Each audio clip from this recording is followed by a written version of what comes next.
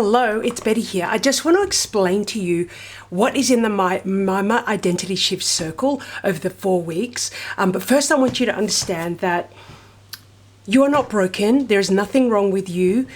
Your nervous system is just tight, and it's so normal for a lot of high achieving women. And when I mean high achieving women, I mean, in general, women have a lot of pressure on us, okay? And what I start with explaining is you're not broken. Most of us, everyone has a core wound. Everyone has wounds, trauma that we grow up with, whether it's you stood up in class and you got laughed at, and then that imprints on your nervous system and dims your light a lot more, and then it imprints on you through school, and then you come into adulthood. These are unconscious things and hums and stresses on our body that we hold. So when you do step into solo motherhood, it's a big thing, okay? So we start off with this ladder, okay, to explain the core wound. Like, here's a typical one, especially for us women. I am not loved unless I earn my worth, okay? We can all relate to this. Being the good girl, love was conditional when you were growing up in your family. Like, if you didn't clean the house or do this or be a good girl or be quiet, you weren't shown love. And as humans, we are always wanting love, okay? We are born into wanting to be part of the tribe, okay?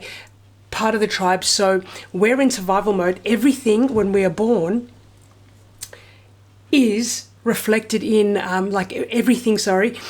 our attachment to our parents or our caregivers is so important. That's our one survival strategy. We do everything we can to attain their love, okay? Because of course we want that love and affection. So how does this play out in real life? What we do is we create strategies to make sure we can still gain that love. We adapt to it. So what's our worth strategy? In our case, I'm not loved, okay? When you were a child, maybe let's say if you had parents that were really tired. Okay, that was the thing for me. My mum was working 3 jobs, single mum, 8 children to look after. She worked so much, and I really longed to have her affection. But my strategy to help her was to not talk to her, not to tell her that I wanted her love. I used to just help and do things with my little brother and sister because the older ones were much older than me. So I was kind of like the oldest of the three, us three at the bottom. So that was my strategy to prove that I'm a good girl, mum, and I can help you, okay? As I'm not loved unless I earn my worth. As women, we grow up, I need to prove I can do this. So what do? We over-prepare to look responsible. We save more, we research more fertility clinics. We become the expert in this field, okay? Because that's what we are programmed to do. That's what we're used to, is to prove it, even at work. I've got to prove I'm busy. I'm doing more work than everyone else to show you that I can do this, okay? To prove that I'm strong. And then this comes out into our nervous system. Our body carries so much stress that we don't even know about, okay? But it's all in our nervous system. This puts us in survival mode, okay? Remember, there's fight or flight. So what do? Most high achieving women, we want to prove. So we become hyper vigilant. We're overworking to avoid emotion or collapse. We tighten up, sleepless nights, overthinking about it all, okay? And this leads to behavior up here, which is procrastination, delaying. You're over-functioning, okay? You're trying to tell everyone you're the expert, you're over-responsible, and then what you experience is delaying what you really want, okay? Delay, procrastination, and your body most of the time feels unsafe, so it can't welcome, okay? It's not great to run around like this, tighten up, okay? Because that doesn't free up, what you want to welcome into your life, okay? And in the 4 weeks that we do, we go into this pyramid, okay? So we're all starting down here. Okay, this is the protection zone. This is our nervous system, okay? The nervous system either goes into flight or fright, okay, which is most of you high achieving women, because we are so used to like proving our worth and showing everyone how strong we are. We do into that survival mode, okay? And also this can lead to freezing, but most of us are in flight or fright, and eventually you freeze. So we're just protection. When we hear someone say something like a fear, like in your head, what will people think, okay? Will I be accepted in society? It all comes down to love. We all want love and connection, and we don't want to be rejected for doing this thing that's becoming normalized, but it's not yet, okay? So it hasn't become normalized, so we go into protection mode. Like I was saying, we're overthinking, we're over responsible, avoiding emotion, okay? And so then in from the first week, week 1, we start practicing regulation and safety, because we want to create safety in our body, okay, so we can welcome more calm into our life, okay. So we learn practices together, okay. Of course, over the 4 weeks, for you to really be successful in this, you've got to play full out. And I keep it really simple to start off with. We share in the group with 10 other women, and I will be keeping you accountable, okay? Because it's so important. If you want success, to feel better and embodied and empowered in your motherhood journey, these are skills that you and habits that you can adopt for the rest of your life. And then when you do have the baby, everything's so much easier. It becomes so normal for you to regulate yourself.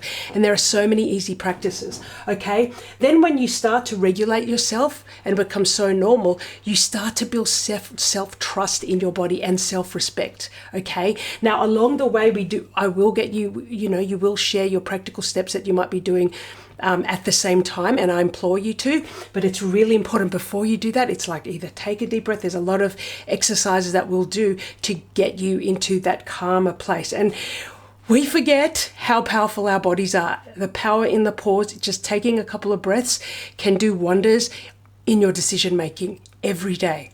Okay, so you start to build self-trust, and then more boundaries. Your boundaries will be physical, they will be mental. You'll know what thoughts to let into your mind or not, okay? And then, of course, your boundaries of remembering, like, projections of other people are just their projections of their life or their views, okay? But you'll have boundaries in place because you've built up more self-trust in yourself, okay? That you won't let those things come into your head as much and letting them run the show, okay? And then when you go into your identity shift, we keep rehearsing, okay? In week 3 or week 2 possibly, if depending on how the group is going, week 3, I would start rehearsing. Like, we will rehearse. I will give you situations like in week 1 and 2. Week 2, actually, we'll be talking about what are your main fears, and we will do role plays. Like, I'd either put you in breakout rooms depending on the size of who turns up that day, and we will say, okay, I'm going to play the doctor, okay, and I might tell you some bad news about, let's say, your egg fertilization didn't go through, okay, and you are going to learn how to respond in that in real time with all the stuff that you've worked with in week 1 and 2, okay, because no matter what in life, as we know, you're not always going to have rainbows and unicorns, okay, so practicing these practices and all of these things for the solo mum journey, or whether you're fostering, adopting, or going through the IVF and using a donor, whatever it is, these are going to be so useful for the rest of your life. Okay, so we'll do role plays. I might even like act as someone, like you may see a comment, like I've had this comment before, but I've only had like 2 or 3 bad comments, like every kid needs a father. Okay, you're going to have an anchor statement that you anchor into. We're going to do that in week 2 of why you're doing it, okay? And then, of course, we're going to practice that role play. How would you respond to that person, okay? And you might not even respond to the person. It might be a comment online, okay? But you're going to practice to get rid of that fear, okay? We don't want to, not fear, but that narrative that may grow and blow up in your cloud, and that can affect the rest of your day and your life if you keep holding on to it. We need to let go of the stress, similar to animals like a gazelle in the savannah, okay? They don't hold their stress. They get chased by a lion, and then the lion somehow goes away, gets distracted. There's a really good video with that. And then it shakes it off. It doesn't hold it in its body like us humans do. We hold it, and then it affects the rest of our life. It's like a low hum, okay? It's like stunting the flow of our river, okay? So we let go of that. Identity shift, so we keep rehearsing this stuff, okay? Rehearsing, and you become that new woman, okay? Now, and then in week 4, we'll just see how it goes. You might be doing more rehearsing, though we will be definitely going into the action steps that you need to take to move forward. We could start doing action steps throughout, but then week 4 is really putting all of those things into practice. You will find that when you practice regulation and realize why, the awareness of why do I care so much about where people think, you will realize that you're actually not broken. It's just an adaptation of you to survive and letting your mind take it over and run the show. But when you start to become aware, okay, start to regulate yourself, starting to feel lighter, starting to trust yourself more, building more boundaries for yourself as well, not just like it's mainly really for yourself, and then you'll learn to have boundaries to other people. Okay, you're building these self-trust, and then your shift, it starts to happen. You will find that the logistical, practical stuff is so much easier. Okay, so I'll share all the resources I have with that. So if you have 4 weeks in the container with me and the other women, for 90-minute Zoom calls, WhatsApp, DM access to me, and you also, for this first cohort, you're going to have a one-on-one 60-minute call with me. So the price is all there. It's all there in the funnel. DM me. There's a call button there. If you'd like to just book a call with me, let's go. Let's get you out of this narrative that is running the show, because you deserve better. It is not acceptable. You deserve more to live lighter, okay, and go grab what you want, okay? See you in there.